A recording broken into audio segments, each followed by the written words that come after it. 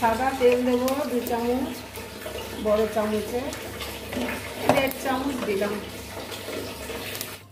পটলগুলো আমি গোটা গোটা এইভাবে কেটে রেখেছি, মাঝখানটা ফাটিয়ে দিয়েছি, এই দিকটা একবার এই দিকটা কেটে নিয়েছি। পটলগুলো আমি ভেজে নেব।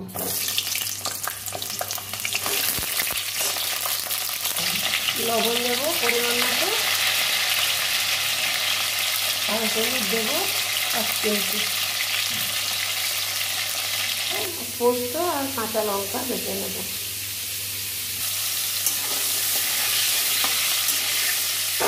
পটলগুলো আস্তে আস্তে ভাজা হয়ে যাচ্ছে, পটলগুলো ভাজা হয়ে গেছে, আমি তুলে নেব।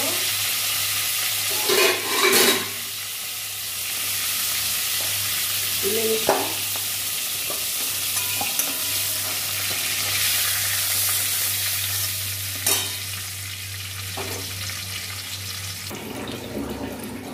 সরষের তেল দেবো, সামান্য দিলাম সাদা তেলটার সাথে।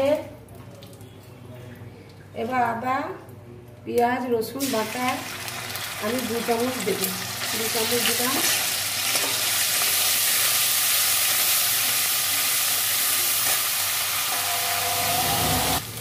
পরিমাণ মতো একটু জল দেবো, মশলাটা ধরে যাবে তার জন্য একটু জল দিলাম। এবার আমি দিয়ে দেবো কাশ্মীরি লঙ্কা, ধনে গুঁড়ো, হলুদ, জিরে গুঁড়ো আর ঝাল লঙ্কা গুঁড়ো, এগুলো সব 1/2 চামচ করে আছে, দিয়ে দিলাম।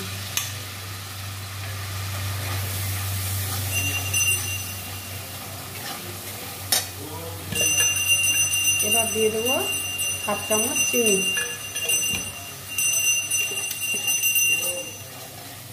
আর দিয়ে দিচ্ছি একটু পোস্ত আর কালো সর্ষে কাঁচা লঙ্কা বাটা, এই 2 চামচ মতো দিলাম।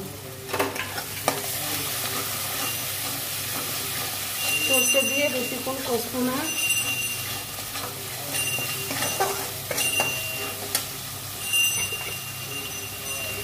সামান্য জল দিয়ে দেবো।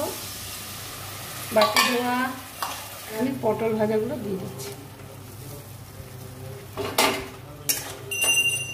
বন্ধুরা রেডি আমার পটলের রেসিপি। ভালো লাগলে বন্ধুরা ভালোবাসা দেবেন, ঠিক আছে? প্রচুর কষ্ট করে পরিশ্রম করে একা একাই করি, আপনারা একটু আমার প্রতি একটুকু ভালোবাসা রাখবেন, লাইক শেয়ার কমেন্ট করবেন বন্ধুরা। ঠিক আছে, রেডি, নামিয়ে নিচ্ছি।